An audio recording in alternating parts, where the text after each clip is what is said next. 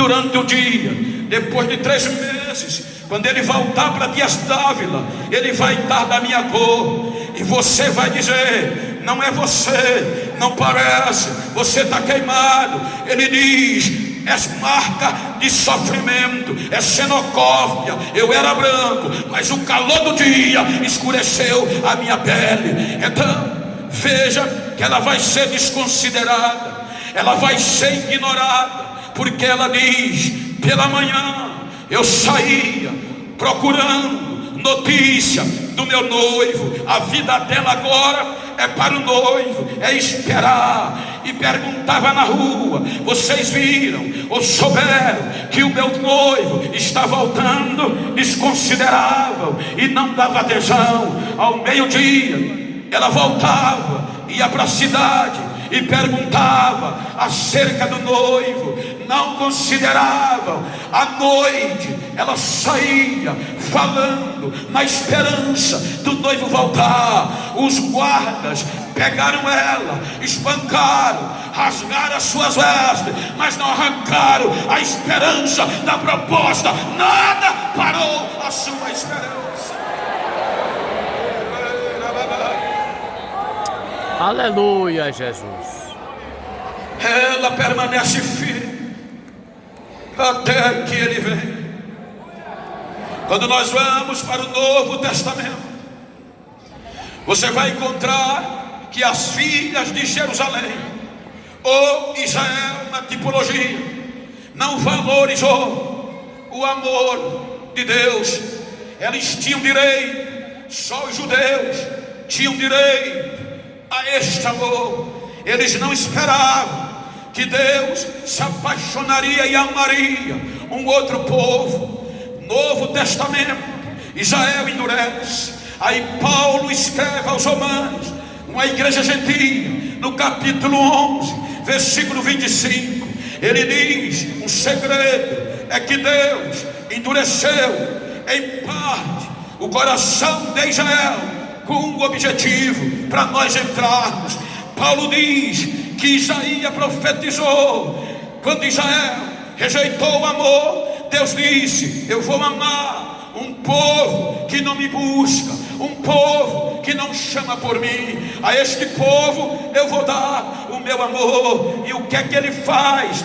Quando Israel deteriora-se, não considera, ele externa ápice do seu amor através de quem? De Jesus Cristo. Olhem para mim, Jesus Cristo é o ápice do amor de Deus para Israel. Jesus Cristo vem. Quando ele vem para Israel, veja que ele vem para restaurar o amor de Israel. Eu quero preparar uma pausa e pedir que a igreja fique de pé, por bondade.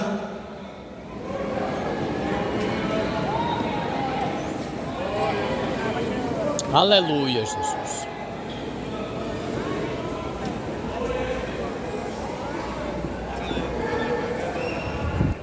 Aleluia, Jesus.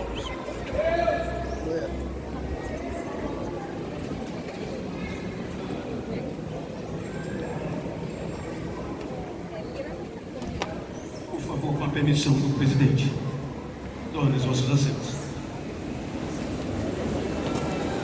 A Bíblia diz que Jesus vem para Israel, mas Israel rejeita. João capítulo 1 mostra isso. Veio para os que eram seus, mas os seus não receberam. O próprio Jesus, quando uma mulher gentia, Sírio-Fenícia, vai pedir ajuda, um milagre, ele diz: eu fui enviado as ovelhas perdidas da casa de Israel. Mas Israel rejeitou este amor. Israel não levou em conta este amor. Aí o que Deus faz? Aí diz Paulo que agora, como a oliveira verdadeira não aceitou, quebrou os seus ramos, aí vem Deus colocar o zambujeiro, a oliveira verdadeira, ou os seus ramos se quebraram. O zambujeiro, oliveira brava, não dava fruto, não pegava fogo, ruim de negócio, aí espinhoso. Aí Deus pega o zambujeiro contra tudo e contra todos, porque Paulo diz, contra a própria natureza. Ele pega o zambujeiro e vai enxertar na oliveira verdadeira. Aí o amor dele se volta para os gentios. Agora a igreja é excelência. Agora o amor de Deus endurece o coração de Israel.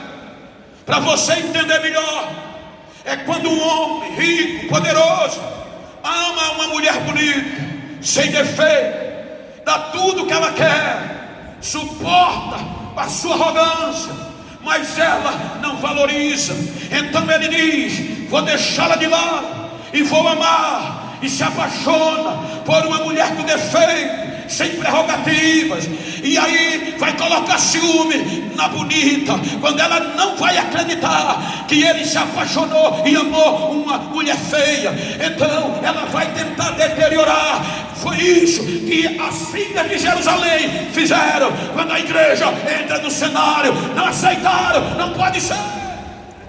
Deus. Aí Jesus vai preparar a igreja. Os gentios agora vão receber este amor.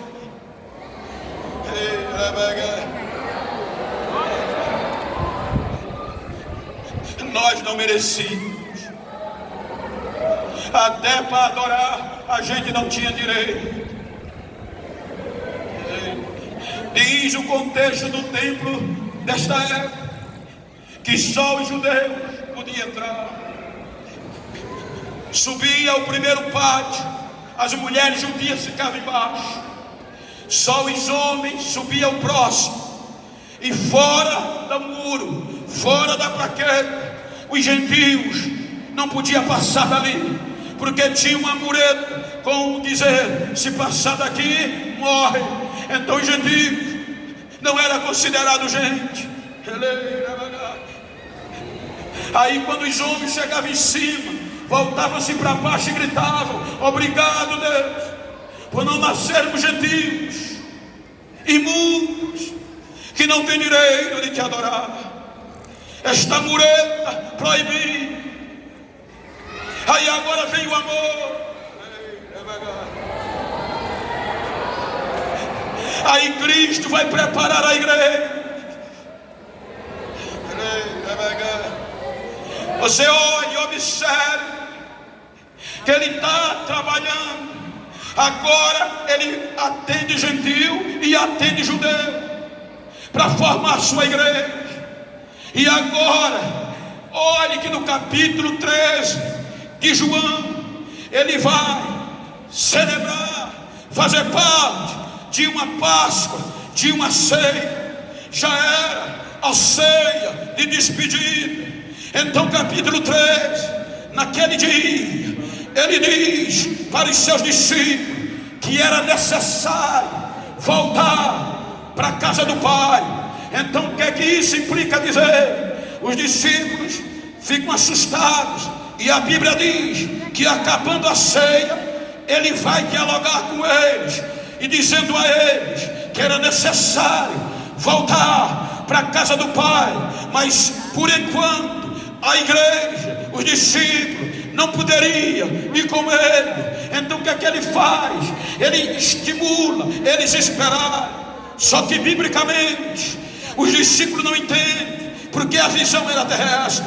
A Bíblia diz que quando Jesus diz que ia voltar e eles não podiam ir, aí Pedro diz, Senhor, por que nós não podemos ir? Ele responde, Tomé desacredita e pergunta, como é que vai? Ou seja, há um desestímulo da igreja representada pelos discípulos. Jesus vai voltar para o Pai, mas não pode levar. Aí vem o capítulo 14 de João. Aquilo era uma cultura. Você não vai entender o capítulo 14 sem a cultura. Quando os discípulos não entenderam que Jesus estava indo e ia voltar, ele usa o cotidiano de um noivado. Reverência, pastor Alex, excelentíssimo. Então o que era que acontecia?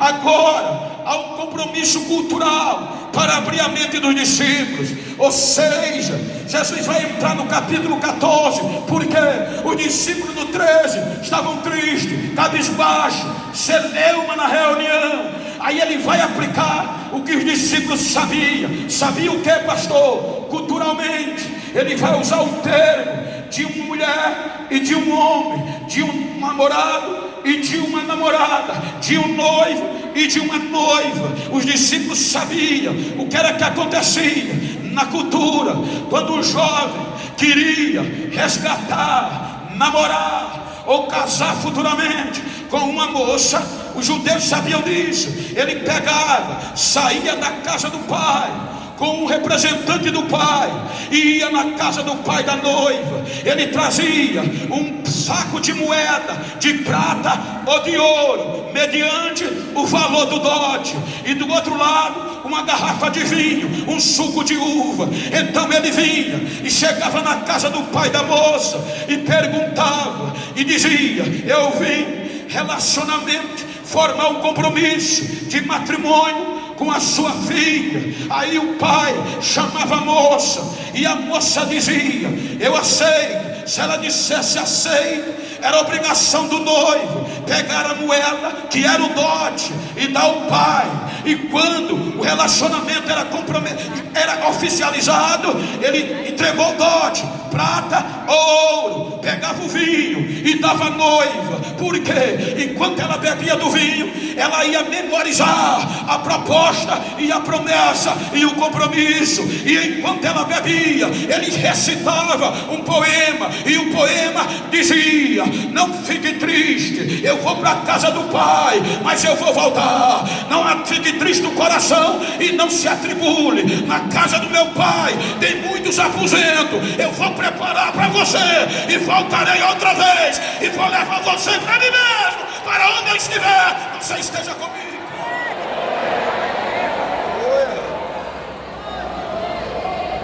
Quando ela bebia o vinho, o compromisso estava oficializado.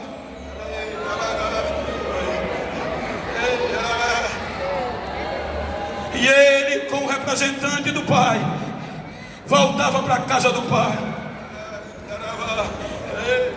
Veja que quando ele veio, para este amor ser completado, o Espírito Santo vem.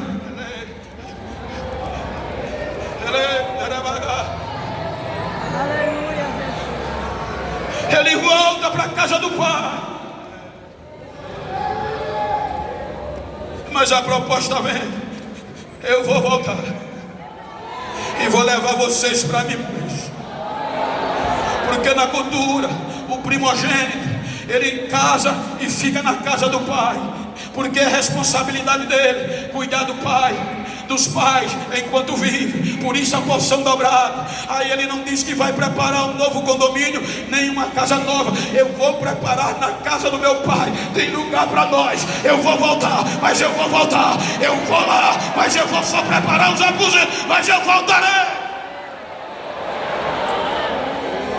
Quando ela queria ficar triste, o vinho: faça isso em memória de mim, até que eu venha. Ele já pagou o dote. Quando você disse sim a este Jesus, o dote já foi pago, e não foi prata nem ouro. Olha o que Pedro diz, de primeira epístola de Pedro 1:18. Ele diz: portanto, vocês não foram resgatados com coisas da vossa vã maneira de viver, com coisas corruptíveis, como a prata e o ouro. O dote que ele pagou para nós, disse Pedro, é maior do que isso. Foi o seu sangue, o sangue incontaminável, imaculado lá na cruz. Então olha para quem está ao teu lado e diga: você já tem dono, você é comprometido.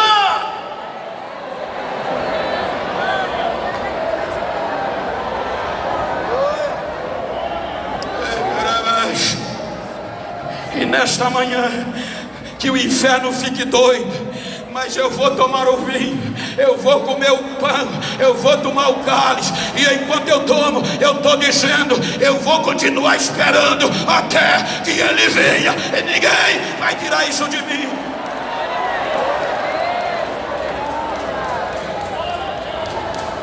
A igreja vai ser desconsiderada pelos judeus.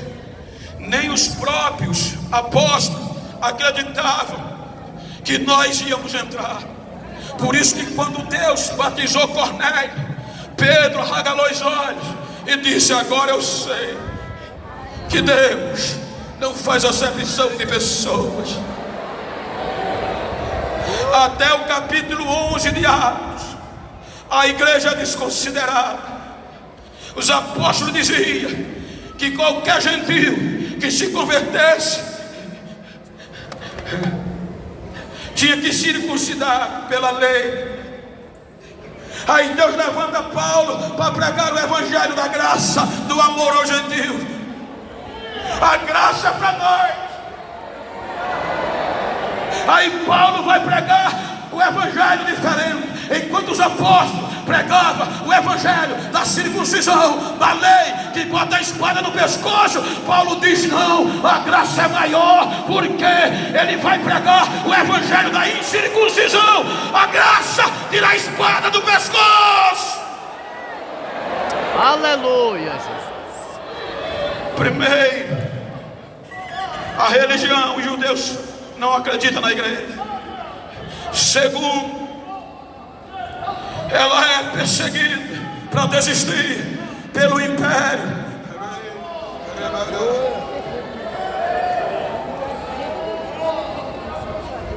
Quando esses gentios, com alguns judeus convertidos a Jesus, chegaram em Roma, eu tive o prazer de quinta, essa semana que passou, cheguei antes de ontem de Roma, estava pregando em Milão. Tive o prazer de ir no Coliseu. Quando alguns Atos diz que quando alguns crentes chegarem em Roma, nesta época, eles poderiam adorar os seus deuses, porque o imperador não interferia, desde que considerasse César o único Senhor e provedor. Então, se você adorava um Deus e tinha ele como Senhor, chegando em Roma, você tinha que colocar ele em segundo lugar, porque primeiro era César. A história diz que quando esses crentes, a noiva, a morena, os crentes em Cristo, pela graça, chegaram em Roma, desconsideraram César, porque a esperança era cotidiana. Diz a história que quando um encontrava o outro, antes deste amor, me ajuda, pastor Rogério, por favor, eles faziam isso em Roma. Chegavam onde tivesse no território de Roma, tinha que fazer isso. E quando faziam assim, diziam: Sequirion. O outro respondia: Sequirion, César é o Senhor. Agora esses crentes, a noiva, baseado na promessa deste Jesus que ia voltar como Senhor, chegava em Roma e não colocaram Jesus em segundo lugar, era em primeiro, desconsideraram César, e quando chegavam com o outro, olhava e já vinha rindo. Mesmo em Roma, apertava a mão e dizia: Maranata. O outro dizia: Maranata, ora vem, ora vem, ora vem.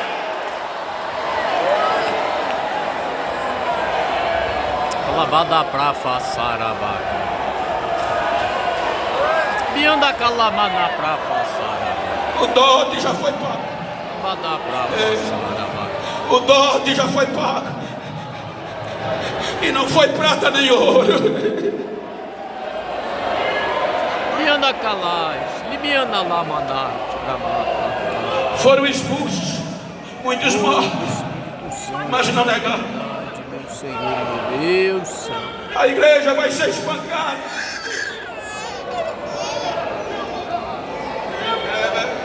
Bianda calais. Hoje é light, mas os nossos pais sofreram por esta esperança. Era o que regia a igreja. Santo, santo. santo. Eles tinham menos chance do que nós, porque eles não tinham doutor, eles não tinham representantes políticos. Hoje a gente ganhou muito, com homens capazes para nos defender, mas eles não tinham. O que eles tinham era passar pela calçada dos não crentes e eles lavarem a calçada, porque chamavam os crentes de germes, urina podre. Muitas mulheres voltavam para trocar a roupa, porque quando ia adorar, os não crentes jogavam urina podre. Outros chegavam na igreja sangrando das pedradas que levavam, mas nada arrancava deles esta esperança.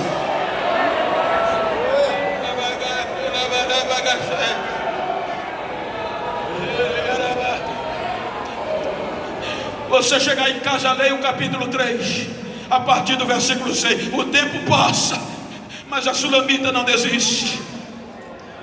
O capítulo 3 traz um cortejo nupcial.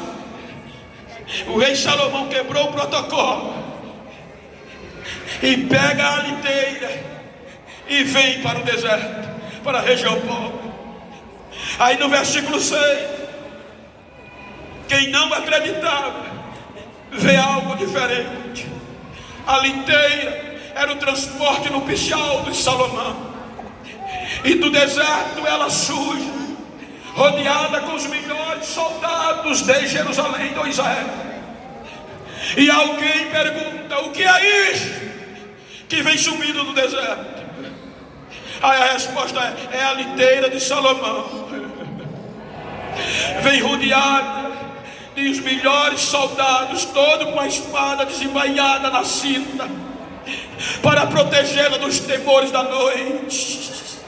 Ela vem de onde? Do deserto. Está indo para onde? Para Jerusalém. Aleluia. E quem é que ela vem? Ela vem perfumada de mirra, de incenso e de toda sorte de pós aromático. Isso a liteira só saía para matrimônio. Se você continuar lendo, aí há um convite para as filhas de Sião, as que não acreditavam: vinde ver, ó filha de Sião, Salomão coroado com a sua coroa, como no dia que foi coroado. Para agora é o seu casamento, ele está feliz. Ou seja, vinde ver o rei Salomão no seu palanquim com a coroa e a liteira está chegando. Isso implica dizer, ele quebrou o protocolo, foi ao deserto, foi ao lado do plebeu, pegou a sulamita e ela vai entrar em Jerusalém, e vai entrar pela porta. Quem não acreditava vai ter que ver.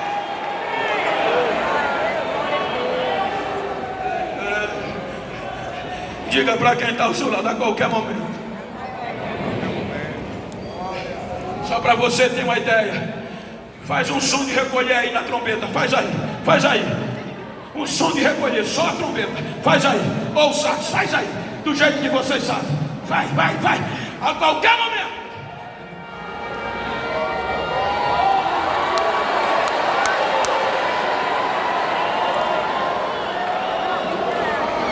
A trombeta vai tocar, e nós que estivermos vivos vamos ser transformados em um abrir e fechar de olhos.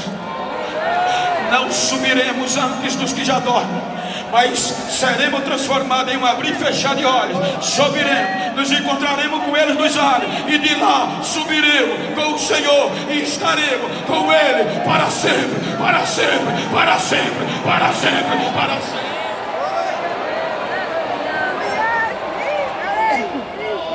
Aleluia, Jesus. Fique de pé, por favor.